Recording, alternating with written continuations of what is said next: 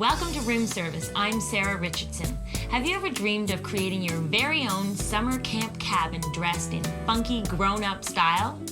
Well, it's a challenge, even for me, as we transform this messy place into a riot of color and fun by adding exotic Eastern accessories that brighten the darkest summer sky, some soft accents of chenille to increase the comfort factor, and say hi to 60s style with our very own tie-dyed linens. We're making this shack all about kicking back, and it's only on Room Service.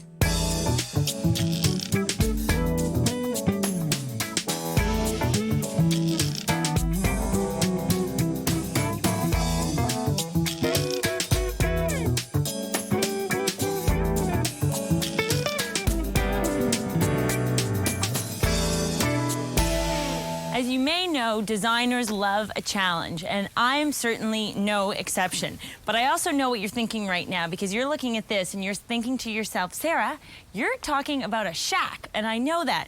But I believe that any space can be turned into something fantastic. All you need is a really good plan. Now, let's be honest, I don't have any sort of delusions of grandeur that this is going to become some sort of palace. And many people would have just torn this down, writing it off and thinking it was far too terrible to even deal with. But I think that it could be turned into something like a summer camp cabin.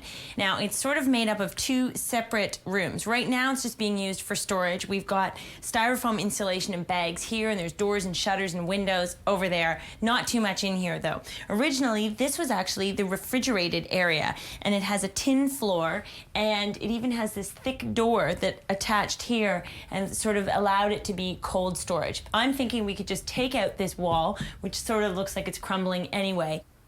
Now, as for this area, if you're thinking summer camp cabin, well then it's sort of cot beds, and it's really simple. It's hooks underneath the shelf for where you're gonna store all your stuff. A couple of beds here, sort of twin size beds. I'm thinking one can run this way and another can run along this side. It'll create sort of an L-shaped area. Let's call it sort of a prehistoric sectional sofa. That's what I'm thinking. And this can be just a really great place to lounge and relax. This window opens up to the west. It has a wire contraption here that just holds it up, and I love this sort of shutter idea that they just drop down here. We need to replace the window on this side, and then we'll have plenty of light coming through and lots of cool breezes, which is a good thing to consider when you're talking about the summer. You want a place you can get out of the heat. So what I'm gonna do is I'm gonna paint it up. I'm thinking, listen to that creaky door. I'm gonna whitewash all of the walls and the ceiling, get rid of the wasps' nests. That will be one of our first priorities. And then simple furnishings, really inexpensive. We're gonna find some great treasures, work on them. I'm thinking color, and most importantly, this place is all gonna be about having fun. I think that's an interesting thing. This one piece will make 52 layers. Watch on mobile devices or the big screen. All for free. No subscription required. Our favorite memories of that all-too-short season called summer center around sunny days, warm breezes, and the joy of being outside, like the freedom of running through a field of wildflowers, or the childhood memory of splurging your allowance on penny candy, so bright and happy you just can't resist. Summer fun is about casual ease and taking time to play, drawing lines in chalk on the sidewalk, or slipping on sandals to head to the beach and spend the day in the surf.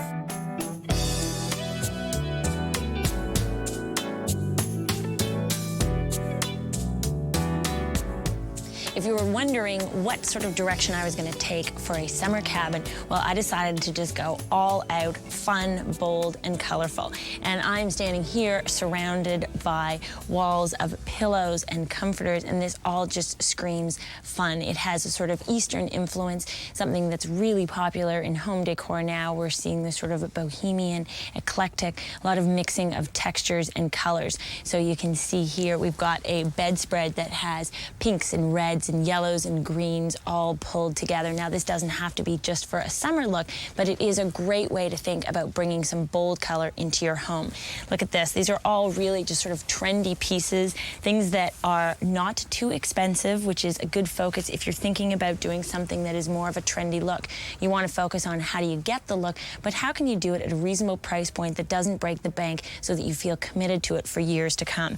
These are beaded placemats. These would be great for a holiday table or just to use for special occasions. You could set them off against white dishes and they would just look so sparkly and fun. We've also got an entire wall here of over 200 different types of pillow cushion covers. So if you get frustrated with me always telling you to make cushions, instead you can go out and buy your own, which already have a border around them. Here's some terrific ones, and I think these would really lend themselves well to the color scheme that we're planning on going with here in shades of pink and lavender and just bright, happy colors. Another thing you might want to think about, an easy way to bring in a more eclectic look, something colorful, sort of Indian inspired. Hold on a second. Oh, tripping over things back here. Oh. Yes, now there's a collection of small boxes on the ground.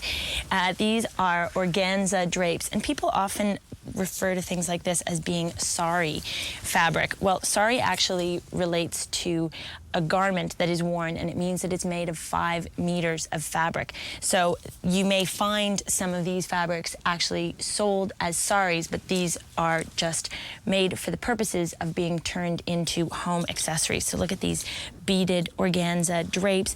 There are tablecloths, pillow covers, bedspreads, accessories, beaded boxes, jeweled purses, these incredible lanterns that have a tassel hanging at the bottom. I think we're definitely going to have to take a couple of those with us, and everything you need to bring that eclectic, colorful, happy, and wonderful look to your home. Coming up on room service, it's amazing how a few coats of paint can lighten everything up. And chenille makes a comforting comeback.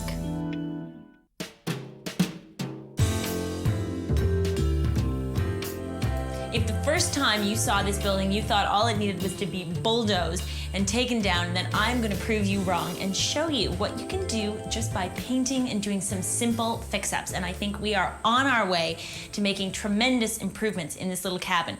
First thing we did was we cleared out all of the junk, and that was a pretty big undertaking. We took out the wall that used to separate this room from the other one, which also had a really thick refrigerated door. Then I had the fabulous task of ripping up an old tin floor, which I think had been nailed down with about 1,000 nails. So my work gloves came in handy for that. And then we painted and painted and painted. It took us 8 gallons of paint to do walls and ceiling, and we chose sort of a creamy color. You'll notice there is still a little bit of staining coming through, and that's something that you may find even if you use a good primer in an old building like this. The roof boards just had, I guess they'd had moisture in them over the years, so we've decided just to go with it, and I think it makes it sort of feel more like a Florentine plaster or a whitewash that you'd see at a house in France. Anyway, I think it's great. And it's rustic. That's the point. We are not trying to make this really glamorous at all, and it is not going to be fussy. It's just going to be fun, and that is the most important thing. We brought in a couple of new windows. These are actually new old windows. They are salvaged, but as you can see, it brings in so much light, and they're nice and low down. This one used to just be boarded up, and this had a really terrible sliding window. We've got flies, hornets, wasps, everything in here today. It's summer. We love it. We left the old hinged window because I just love the way that just opens up and looks right onto the field. So it again needs lots of paint. As you can see, I'm starting to pull together a little bit of a concept here with the furnishings slowly. We've got some pieces that we picked up at flea markets, like a drop leaf table. I've got this funky chair that I got at a Salvation store and painted it in hot pink. It's not a style of chair that I would normally choose, but we thought it would just be so whimsical in this room. It would be a great addition.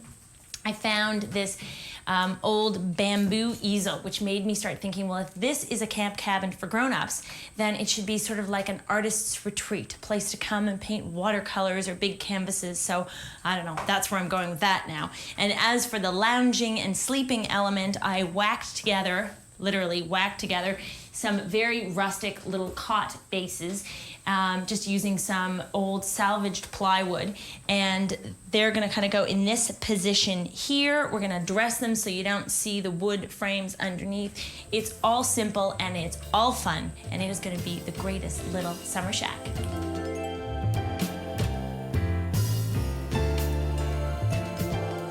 Okay, let's say that you need 8 gallons of paint to cover the walls and 3 gallons for the floor. That adds up to 11 gallons, and the total is a pretty hefty price tag at the paint store. So if you're trying to tackle a large area and you want to do it on a budget, here's something you might want to consider. Most paint stores keep their mist tints, and those are the custom tinted gallons that they made a mistake on, and they sell them off at a substantial discount. What I would suggest is getting a collection of similarly colored mist tints. So if you want to do something like this, make sure they're all light creamy colors, dump them all together in a bucket, mix them up well, and you will have enough paint to cover your project at a fraction of the price. Sandra Buchanan and her sister-in-law Snez know the value of mixing the old with the new. Using vintage chenille blankets, they've created home accessories that turn old linens into modern treasures. We came up with the idea of using the vintage chenilles just by actually stumbling across a whole bunch of them. A friend of ours didn't know what to do with them, and we thought, what a great idea. We should be able to reinvent chenille and bring it into today's marketplace and let our kids play with chenille toys and have them throughout our house again, just like we did with our grandmothers and our aunts and our uncles. Some of the items we create with our vintage chenille are mostly animals: bunnies, giraffes, lambs, dolls. We even go through pillows for general home use. We have quilts that people can use as throws. To find the old chenille blankets, Sandra and her sister-in-law use pickers all across North America. They find blankets at garage sales and flea markets or anywhere else antique linens can be found. These treasures come in a variety of colors and styles. Basically, when we get a bed cover, a vintage chenille bed cover, let's say we have this one, what we would use on this is pull the flower from this and use it somewhere along on a bear or a bunny. This one is a popcorn chenille. It's another type of chenille that's used primarily for the body of a rabbit, let's say, or the neck of the giraffe. So you can get the polka dot idea on the animal as well as the fabric. This is a top quality chenille. You can see the tight knit of the chenille. You can use every aspect of this. You don't just have to work around the decorative part. You can use the entire bed cover. When we put a piece together, what we're looking at is color combinations and combining our fabrics. So if we have a really hobnail type chenille, you want to maybe put it with more of a small print floral in order to pick up on each other. And the colors, you're basically pulling from the floral print because that's where your range of colors are from in order to pick what chenilles you're going to use.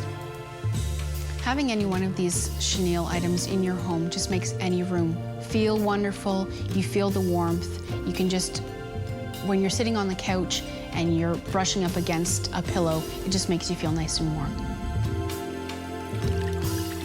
Next on Room Service, we up the color quotient with tie-dye style.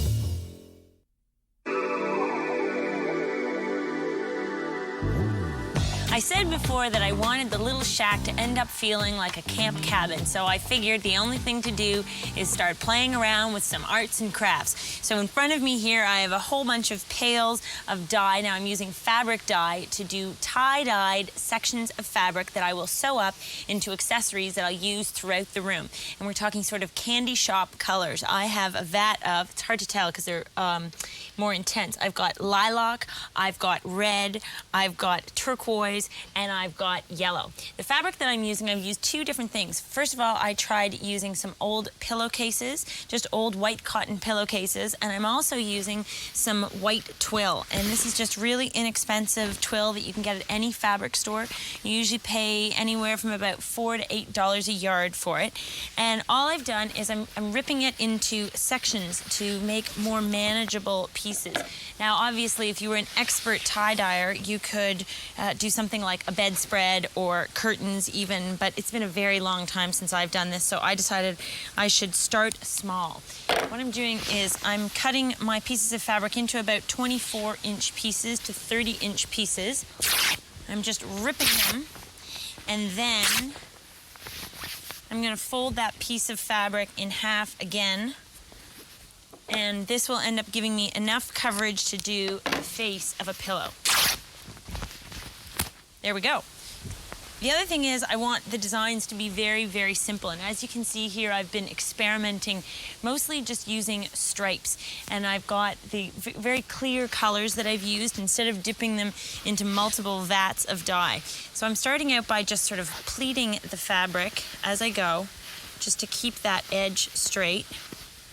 And then I am using, and I'll just make sure that it's all perfectly straight at the top. I'm using jute string, and the number of times that you wrap the string around the fabric will determine the width of the band. So if you want really subtle bands, you can just wrap it around a couple of times, and if you want a really wide band of that white fabric showing through, you can wrap it around more. Generally about 6 to 8 is what I've been doing so far.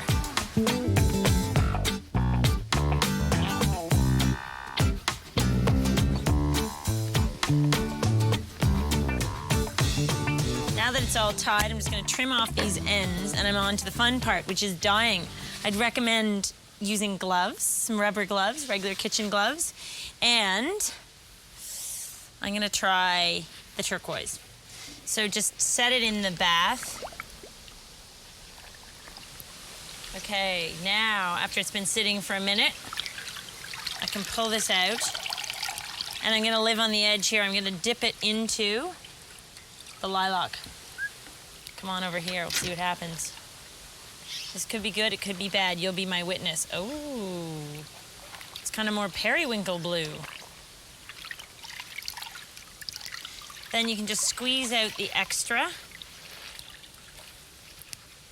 and leave it on the line just for a minute to let some of it drip off. Now, the other thing I've done is I've tied up some pillowcases. And this one I've done so I'll have rings going around it. Let's try this in the red.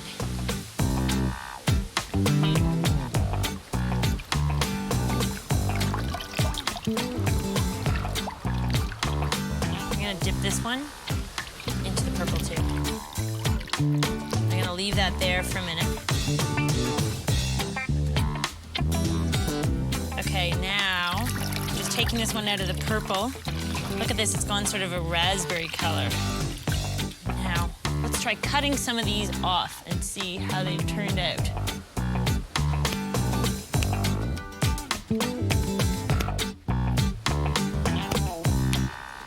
See how this one turned out. Oh, look at that. I love the effect of these stripes. Now, I'm no expert on tie-dyeing, but I think that all of these will add a really light-hearted, summery feel to our little shack. These pretty painted glasses are sometimes called swanky swigs, and they're hot collectibles. They first appeared in the 30s and were designed as double-duty jars for foods like peanut butter or mustard. They come in a huge variety of shapes, sizes, and colors with various themes from flowers to cartoon characters. Swanky swigs are inexpensive to collect, but some are more valuable than others. Look for pieces in mint condition with a bright, clear design and an unusual theme. Coming up next on Room Service, you're invited to kick back in our summer shack.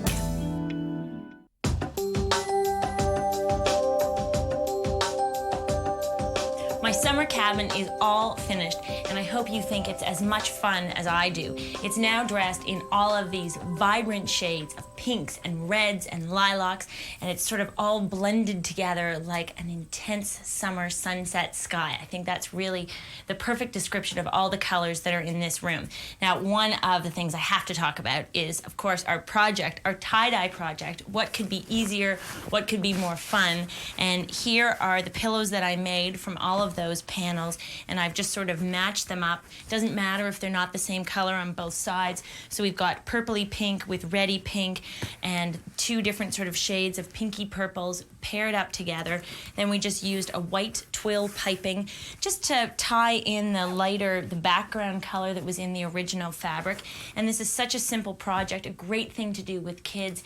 It is within the budget, especially if you're using remnant fabrics. And that's something that we really used throughout this room, was remnants of all different elements that I had lying around. So we had an old sari, this was from a costume party, and it has now been turned into these drape panels, which will probably fade over the years because they're in this direct sun, but I'm definitely okay with that.